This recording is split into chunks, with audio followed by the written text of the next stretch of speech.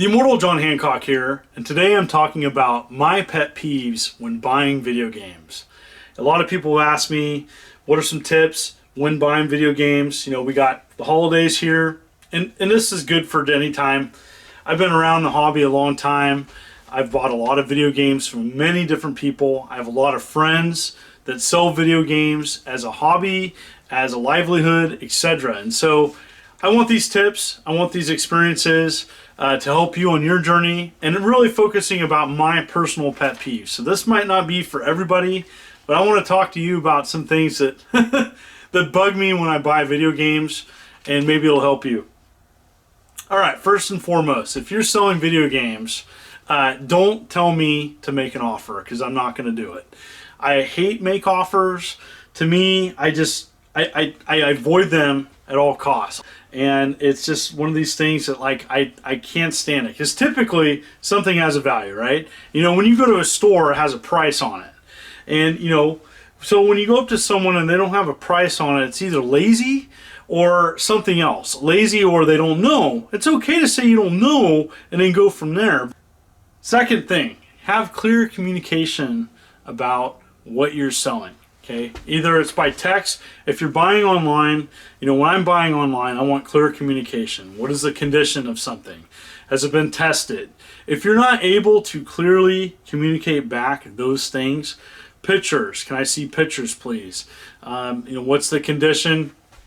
And use as best language as you can. That's one thing that's really frustrating when you're trying to find out a detail about a game, a lot, something, and someone isn't able to clearly communicate what they even have. That can be really tough. And typically, if someone's not able to communicate in detail what they have, I just move on. And so that's something that, for me, I have to know exactly, you know, what you have and what you're selling for, and details if possible. Pictures are 1,000 words. You know, with the technology we have these days, it's easy just to snap a picture, 2, 3, and you know, especially with the great technology we have, it should be great pictures. You know, no blurry images. That's something that really bothers me. You know, you could take a nice picture or something. All right, I've came across this before too. It's not fun to deal with, and so someone will say, you know, they'll have an item or something, and then you'll offer something, you'll offer a fair price, or I'll offer a fair price, and then they'll come back and say, "Ooh, gosh, you know, I think such and such is offered more. You know, I just got offered more. Are you willing to do X amount?" And sometimes, not all the time, sometimes that other person's made up so that they're trying to get more money out of you. And so sometimes some people may offer more money, but that's happened to me a couple times, and every time I will say, "Well, you can sell the other person then, no thank you."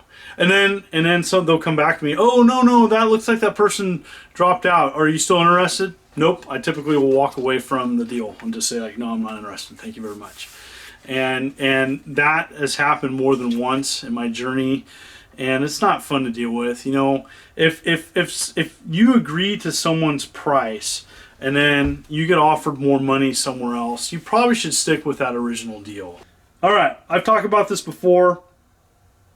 I can sell this on X and make more money.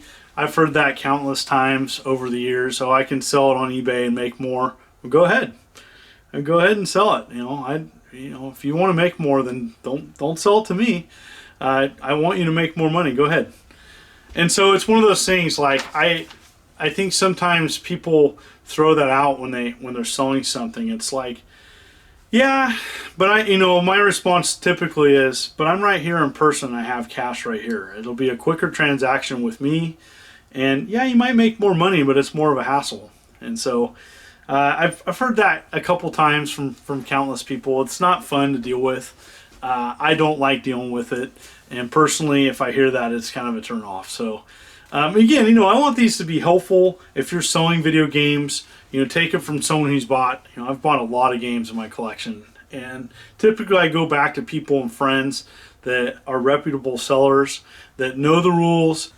The other one is someone might attach a story to a game, or they'll be really attached to it.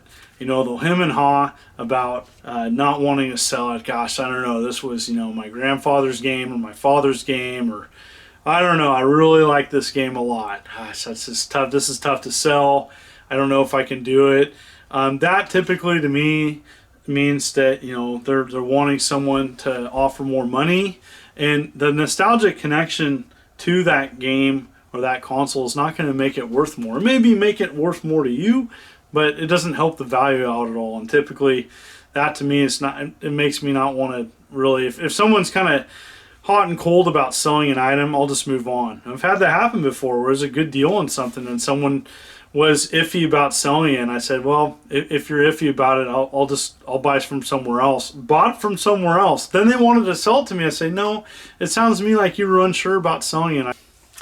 I need to be able to test a game. You know, I've bought in several large ticket items over the years, and especially on large ticket items. If you can't test it, if you can't show it working or ask, or even in person, if someone says, hey, can I test it? And the seller says, nope, game over. I am not going to buy from you. I have to be able to test the game to show that it's working. There's certain disk-based systems that you might have to run a program to make sure it doesn't have any errors, especially with disk rot, etc. And so those are really important to me, that I'm able to test something, especially a large ticket item, before purchasing it. And any seller with a reputation is going to be cool with that. This is a common sense one, but just honesty. Okay, I've had a lot of great sellers over the years, and they're honest with me where they got it. They don't have to tell me. You don't have to tell me the price. You know, as me buying something from somebody else, I'm not expecting you to tell me what crazy deal you got. It's good to tell me where you got it from, and I can put two and two together. But, you know, if you can't tell me where you got it from, you can even just be vague about it. Oh, I got it from a customer, or I got it from here.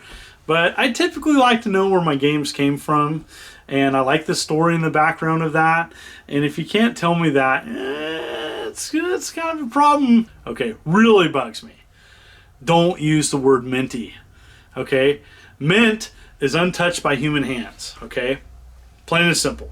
So minty is just like a made-up seller's word. Okay, replace minty with, if you were going to rate it on a 10-point scale, you know, kind of like the grading system, but like 10-point scale, what condition is it in? Is, you know, several reputable sellers use the 10-point scale. I know Josh Hamlin is a seller who goes by that, and you know, it helps. You know, when a manual's 7 out of 10, that tells you the condition of it. Okay, it's better than using the words good and great. Those are some more subjective, and so doing that a 10-point scale, like, you know, the game is in 9 out of 10 shape, a couple light scratches, you know, or something like that. That's going to go over a lot better with a collector, especially me. I like to know the details of the condition. A lot of pictures as well. All right, I can't stand when people use minty. Oh, I can't stand that. All right, personality goes a long way. Okay, you don't have to be a total extrovert, but, you know, definitely a personality. You know, if you're not fun to talk to, or don't show that you're not really caring about what you're selling, I'm not going to work with you. I typically give repeat business to people who are excited about selling video games, or know their stuff, or friends, etc. And, you know, if I can tell that you're not into the sale or don't care, I'm probably going to go elsewhere. And that's something that, you know, over time I've just learned that, you know, it's no fun when you're dealing with someone who's not fun to talk to, and time is so limited with me anyways. Like, I'd rather just take my business and go somewhere else. And so that's typical. You know, if someone is selling video games, you know, at least have an honest conversation, and try to typically be professional. You don't have to, you know, it might be a sale because, you know, you have to downsize or something, and that can be depressing. And so there's that to consider. If someone's having a downsize, or like a divorce, or something else, that might not be the most pleasant of dealings with. But, you know, I can understand that. That's in a separate category. But, you know, if you're just typically not being nice, I'm not going to want to buy a video game from you. I can go somewhere else. All right.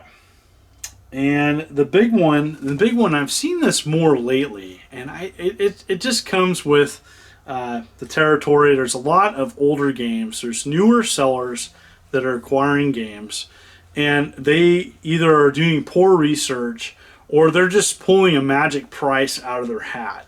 And they'll just say, oh, this game's worth $4,000. I don't know. I can't find any information on it. And it's like, no, it doesn't work that way. Like, if you don't know what it's worth, you don't know what it's worth. And so, you know, it's one of those things where you don't put some magic price on it if there isn't any information saying what it's worth. It's okay to say, I don't know.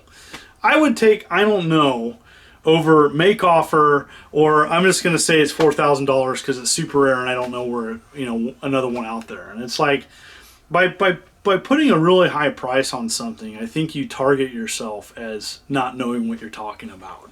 And so that's the thing about putting out some magical price on things, is that really is a pet peeve of mine, because it's like, well, then I'm not going to even negotiate with you, because then it's like, oh, well, if you think it's worth $4,000, then you're going to expect to at least get $1,000. Like, no, it doesn't work like that. So that's it. That's some of my top 10 pet peeves when buying a video game. And you know, I have been blessed and honored to have so many reputable people I've bought from, some great transactions from many friends and sellers. One thing it's good to know is it is important to buy video games from someone who's in the business, who has a business or store, something who maybe goes to ongoing cons. There's many great vendors at like the Portland Retro Gaming Expo, and you know, it's just good to know that. It's good to know someone's background before you buy from them, as sometimes things can get kind of shady when you're dealing with like Craigslist or Facebook or online groups. It's good to know like the background of them, you know, and I hope these pet peeves can help you with your journey, or just people that were curious. I got several questions asking about this, so I thought I'd do a video about it. What are your pet peeves when buying video games? Maybe you have them. Comment below. I'd love to hear from you. And so anyways, thank you so much. This was a neat little video to do, as now I march towards 80,000 subs. I'm busy in my final month before the holidays teaching, and I got many more videos planned. I'm looking forward to it. This is the Immortal John Hancock. Thank you so much, and you take care.